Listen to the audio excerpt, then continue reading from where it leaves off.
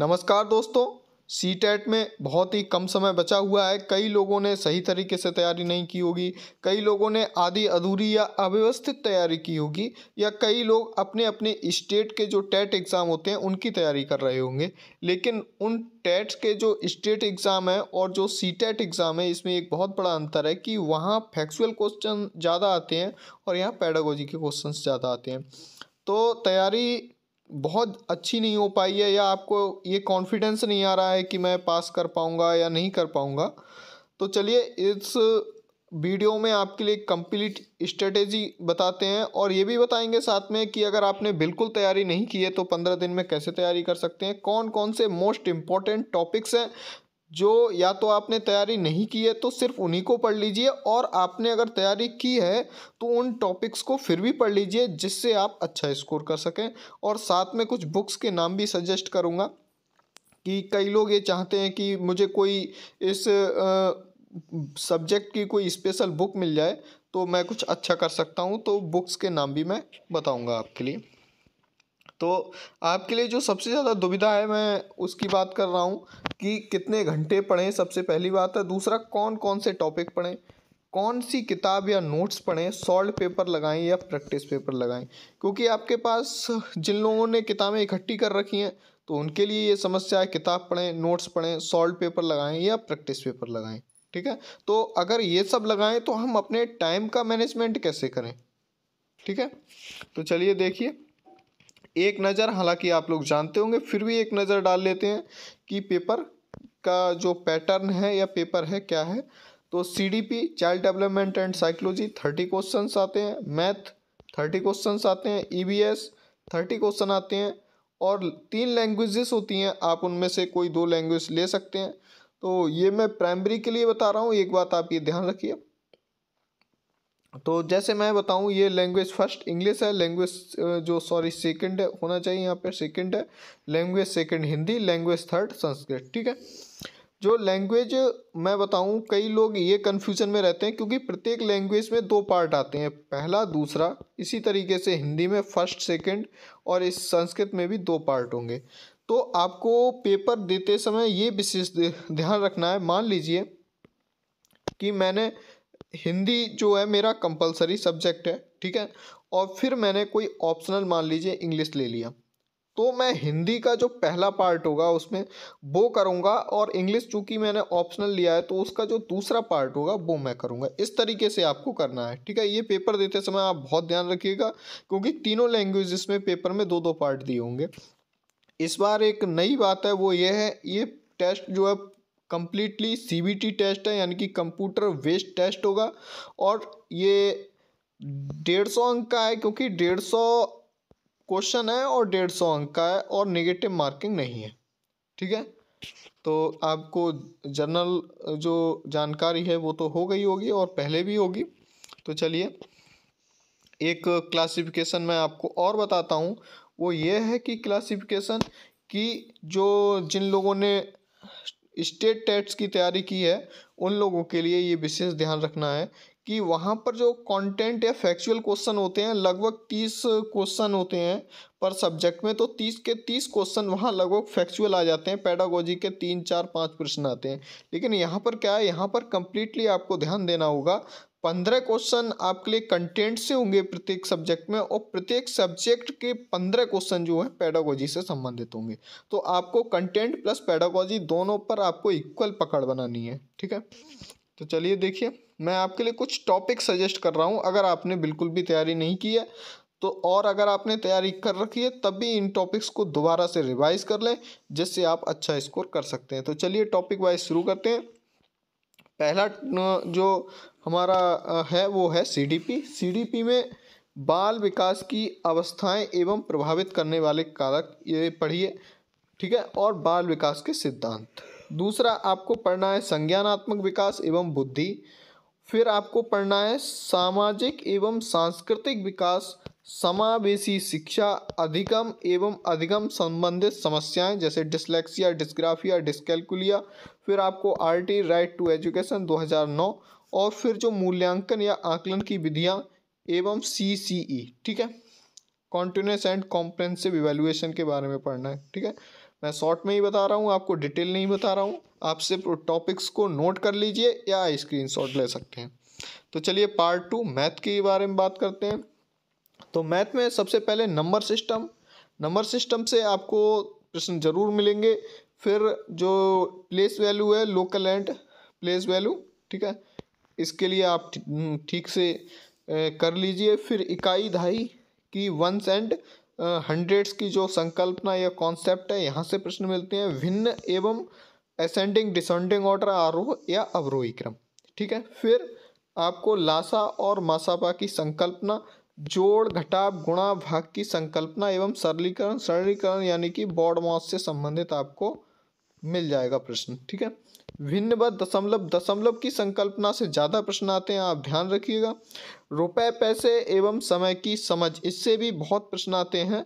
और क्षेत्रमिति यानी कि मेंसुरेशन, वर्ग, आयत और जो आपका ट्राइंगल है, इनका जो है एरिया कैलकुलेट करना, ये सब। और पाई चार्ट से वैसे तो दंड चार्ट कोई भी आ सकता है, बट पाई चार्ट विशेषकर ज़्यादातर पूछ लिया जाता है अगर इससे संबंधित कोई प्रश्न आता है।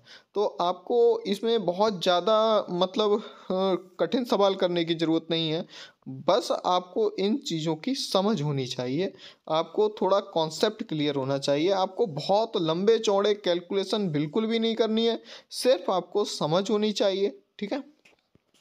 दूसरा देखिए पार्ट थर्ड में इन्वायरमेंट में आपको पर्यावरण व इसके घटक, जैविक अजैविक एंड जो ऊर्जा संगठक है, प्रदूषण के बारे में पढ़ लीजिए। प्रदूषण, ठीक है, ध्वनि प्रदूषण, वायु प्रदूषण, जल प्रदूषण, सबके बारे में। और ग्रीन हाउस गैसेस, ठीक है। और ये थोड़ा अलग से मैंने इसे इंक्लूड किया है और इनसे प्रश्न प्रत्येक वर्ष पूछे गए हैं। एनसीएफ नेशनल करिकुलम फ्रेमवर्क 2005 क्या है, वो 5-10 पॉइंट हैं, आप इसको कॉपी पे नोट कर लीजिए, कहीं से सर्च करके। राइट टू एजुकेशन को भी आप 5-7 पॉइंट को लिख लीजिए। इसी तरीके से न्यू एजुकेशन पॉलिसी जो अभी आई है, कि कस्तूरी रंगन की अध्यक्षता में जो आई है, उसके भी थोड़े 5-7 पॉइंट जो प्राइमरी लेवल के हैं उनको लिख लीजिए, ठीक है। भारतीय कृषि के बारे में, सॉरी ये भारतीय कृषि के बारे में, विशेषकर झूम खेती वगैरह जो पहाड़ों या पूर्वोत्तर क्षेत्र में होती है, उससे संबंधित सवाल पूछे जाते हैं। भारतीय राज्य एवं उनकी भौगोलिक स्थिति के बारे में, जैसे एक प्रश्न है वो कई बार पूछा गया है, तमिलनाडु के आसपास के जो स्टेट्स हैं वो कौन कौन से हैं, ये 2-3 बार प्रश्न पूछा गया है। तो इस तरीके से आप स्टेट्स देख लीजिए, उनके आसपास के कौन से अन्य स्टेट्स हैं उनके बारे में थोड़ा देख लीजिए। वायुमंडल और जैवमंडल के बारे में देख लीजिए, ठीक है। नेक्स्ट है पर्यावरण अध्ययन एवं प्राथमिक स्तर पर पर्यावरण का क्या उद्देश्य है। ये प्रश्न, इस तरीके के प्रश्न आपसे काफ़ी पूछे जाएंगे कि पर्यावरण अध्ययन एवं जो है उसका जो प्राइमरी लेवल पे पर्यावरण पढ़ाने का क्या उद्देश्य है, ठीक है, और हमें क्यों पढ़ाना चाहिए, इसका क्या महत्व है। मतलब इसे जो है मॉडिफाई कर करके आपसे 3-4 प्रश्न पूछे जाएंगे, ठीक है। नेक्स्ट देखिए पार्ट 4 इंग्लिश में जो पार्ट 1 पार्ट 2 प्रत्येक लैंग्वेज में आता है, उनका सिलेबस एक ही जैसा होता है। तो देखिए इसमें सबसे पहले कॉम्प्रेंशंस यानी प्रोज एंड पोट्री, इसमें लगभग 15 क्वेश्चन सिर्फ इन्हीं से आते हैं, और बाकी जो है इनसे 15 क्वेश्चन आते हैं। तो कॉम्प्रेंशन, प्रोज एंड पोट्री, ठीक है, एक एक आता है दोनों से। तो इसके लिए आप जो प्रीवियस ईयर्स के जो सॉल्व पेपर हैं उनको ले लीजिए, अच्छे से लगा लीजिए, पिछले 5-7 साल के अगर लगा लेंगे तो आप जो है क्वेश्चन आंसर देने में सक्षम हो जाएंगे, आप थोड़े से अच्छा महसूस करेंगे। क्योंकि सिर्फ 15 नंबर इससे आने हैं और बाकी 15 नंबर इससे आने हैं, ठीक है। तो आपको बिल्कुल मेहनत करने की ज़रूरत नहीं होगी, अगर आप 5-7-8 साल के अगर क्वेश्चन आंसर लगा लेते हैं सिर्फ, ठीक है, कंप्रेंशन से, तो आपको 15 नंबर आसानी से आ जाएंगे।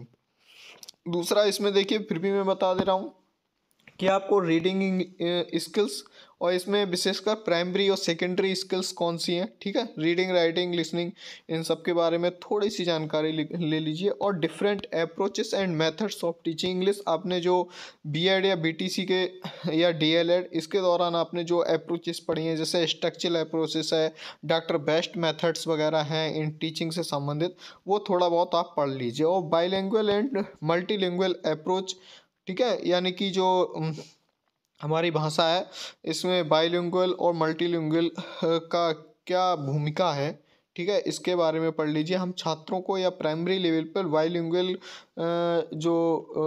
मतलब भाषा है उसमें क्यों मतलब अप्रोच यानी देना चाहते हैं, ठीक है।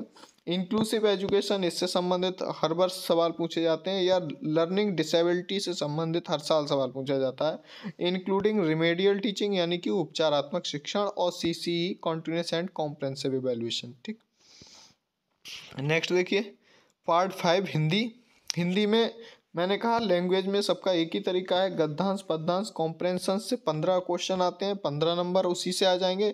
सबका एक ही तरीका है, पिछले 7-8 साल के कॉम्प्रहेंशंस जो प्रत्येक साल आए हैं उनको लगा लीजिए, ठीक है। एक गद्य से आता है, एक पद से आता है, तो आपको आसानी से 15 नंबर आ जाएंगे। फिर आपको जो शिक्षण कौशल यानी शुभोपल है, सुनना लिखना पढ़ना, उनके बारे में कहानी एवं कविता शिक्षण, श्रुतलेख, ठीक है, इनकी विशेषताएं और इनका महत्व क्या है, ठीक है।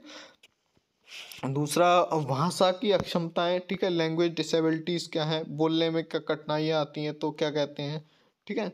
और प्राथमिक स्तर पर भाषा पढ़ाने का उद्देश्य क्या है और इसका प्रभावी तरीका क्या है। और जो बच्चे कमज़ोर हैं उनके लिए मतलब संप्रेषण करके कैसे हम जो है जो होशियार बच्चे हैं उनके बराबर लेके आए, तो उनके लिए रिमेडियल टीचिंग का कौन कौन सी अगर टेक्निक्स हैं, ठीक है, आपने ये टेक्निक्स रिमेडियल टीचिंग की पढ़ी होंगी, आप उन्हें पढ़ सकते हैं। नंबर 6 आपका वही संस्कृत लैंग्वेज में सेम जो गद्यांश पद्यांश दोनों आएंगे, तो 15 क्वेश्चन आएंगे कुल इनसे, बाकी से 15 क्वेश्चन आएंगे, ठीक है। तो 15 क्वेश्चन पिछले ईयर्स के क्वेश्चन पेपर कर लीजिए, ठीक है। जो गद्यांश पद्यांश आपको 15 नंबर आसानी से आ जाएंगे।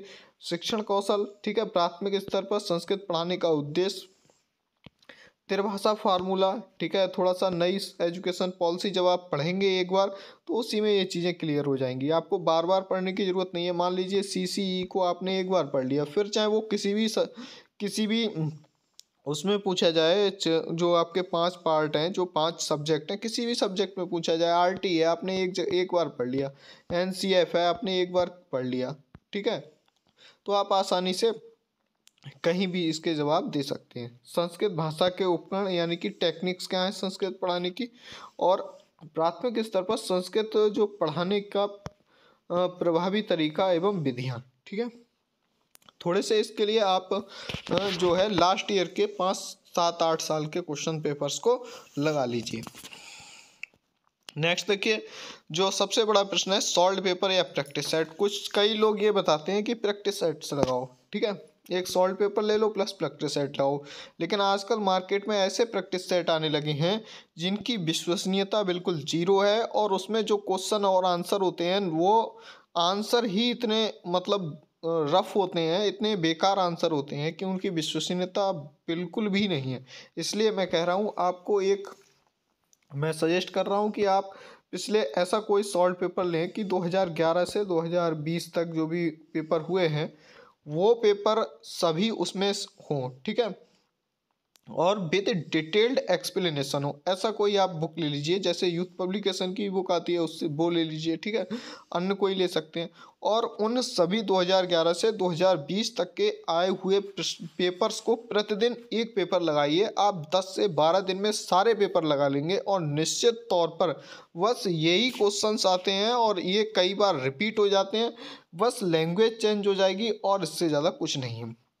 CTET ध्यान रखिए स्टेट टेट से ज़्यादा इजी होता है, बस आपको जो लास्ट ईयर के 7, 8, 10 साल के क्वेश्चन पेपर हैं उनको आप 2 बार लगा लीजिए, अगर आपको टाइम मिल रहा है 3 बार लगा लीजिए।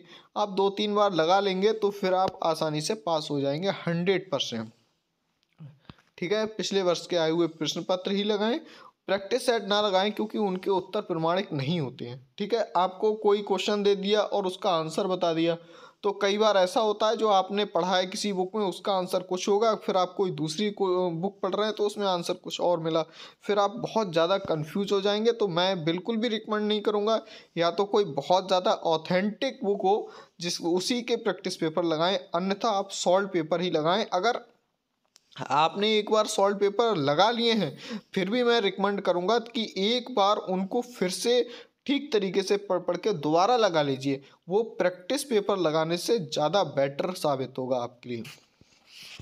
नेक्स्ट देखिए कौन सी किताबें पढ़ें। देखिए किताबें पढ़ने का आप टाइम नहीं है, फिर भी कुछ लोग कहते हैं नहीं हमें किताबें पढ़ना है, लेकिन आप किताबें सिर्फ खरीद के लाएं और फिर पढ़ें ना, तो आप पैसे ख़राब ना करें। और 15 दिन में आपको किताबें पढ़ने का बिल्कुल भी टाइम नहीं है, फिर भी किसी की तैयारी, किसी ने अगर सॉल्व पेपर लगा लिए हैं, इसमें आपको मैं स्ट्रेटेजी बता दूं, आपको फाइनली स्ट्रेटेजी ये है, आपको सिर्फ सॉल्व पेपर लगाने हैं, ठीक है, 2 से 3 बार लगाने हैं, और प्लस ये 2011 से 2020 तक के लगाने हैं। प्लस आपको, आप किसी एक बैकग्राउंड से होंगे, मान लीजिए आप मैथ बैकग्राउंड से हैं, तो आप अपनी मैथ पे थोड़ी पकड़ अच्छी बना लीजिए। आप मान लीजिए आपने हिंदी पढ़ी रखी है, तो आप किसी एक दो सब्जेक्ट पे आप अपनी पकड़ और मजबूत बना लीजिए, जिससे आप आसानी से अच्छा स्कोर कर सकते हैं। अब फिर भी आपका, अगर आपको लगता है कि मुझे बुक चाहिए, ठीक है, या मुझे कोई एक पर्टिकुलर सब्जेक्ट की बुक लेनी है, एक बुक लेनी है, 2 बुक लेनी है, ठीक है, तो आप जो टाटा मैकग्रा-हिल पब्लिकेशन आता है, ठीक है, जो मैकग्रा-हिल पब्लिकेशन है, टाटा मैकग्रा-हिल पब्लिकेशन के नाम से आती है, उसकी बुक्स हिंदी और अंग्रेजी दोनों में अवेलेबल हैं। पियर्सन पब्लिकेशन की बुक्स सारी अवेलेबल हैं, ये CDP, EVS, math, Hindi, Sanskrit सभी की अवेलेबल हैं, ठीक है। आप चाहें तो इनमें से सब सारी बुक्स अवेलेबल हैं, पूरा सेट आता है उनका, तो आप एक बुक, 2 बुक, आपको जिसमें तैयारी कम लग रही हो या आपका मन कर रहा हो उसकी बुक ले सकते हैं। आप चाहें तो यूथ पब्लिकेशंस की भी इन सब की बुक अवेलेबल है, वहाँ से भी ले सकते हैं। और आप सॉल्व पेपर अगर आपने अब तक नहीं लिया है, तो मैं बता रहा हूँ बिल्कुल आप ले लीजिए, चाहे यूथ हो या कोई और पब्लिकेशन का हो, और उसे 2 बार 1 बार ज़रूर सही से लगा लीजिए, ठीक है। लास्ट है, अब आपको टाइम कैसे मैनेजमेंट करना है, कैसे पढ़ना है। तो देखिए, पढ़ने के लिए ऑथेंटिक तरीका यह है कि आप 2 शिफ्ट में पढ़ें, शिफ्ट फर्स्ट और शिफ्ट 2। 2.5 घंटे ना पढ़ पाएँ तो 1.5-2 आप अपनी सुविधा के अनुसार इसे 2 घंटे भी कर सकते हैं, 2.5 घंटे भी कर सकते हैं, ठीक है। अगर आप जॉब कर रहे हैं तो इसे 1.5 घंटा भी बना सकते हैं, ठीक है। तो पहले 1.5 घंटे में आप जो मैंने टॉपिक बताए हैं, उन टॉपिक को पर डे 2-3 टॉपिक को पकड़िए, और उनके कहीं से भी आप गूगल कर सकते हैं, कोई बुक हो वहाँ से कर सकते हैं। थोड़े से 4-5 2 लाइन में शॉर्ट नोट्स बनाइए, लेकिन बहुत ज़्यादा शॉर्ट नोट्स मत बनाइए, जिससे 2-3 लाइनों के शॉर्ट नोट्स प्रत्येक टॉपिक के बना लीजिए, जिससे आपको रिवाइज करने में मतलब इजीली आप रिवाइज कर सकते हो। और दूसरी बात यह है कि दूसरी शिफ्ट में आप सिर्फ सॉल्व पेपर को लगाइए, पर डे 1 सॉल्व पेपर अब आपको लगाना है। इम्पोर्टेंट कुछ फैक्ट हैं, किताबें देखिए उतनी ही लें, मैंने पहले ही बताया था, किताबें उतनी ही लें जितनी आप जो है, जितना कि आप जो है, जितना कि आप पढ़ सकते हो, अन्यथा किताबें बिल्कुल ना लें, जिससे आपको और समस्या और ज़्यादा बढ़ेगी और आप जो है कर नहीं पाएंगे, ठीक है। दूसरी बात यह है कि कोई मानसिक तनाव ना लें, कोई मानसिक तनाव ना लें, और बेवजह की अफवाहों से बिल्कुल भी दूर रहें, ठीक है।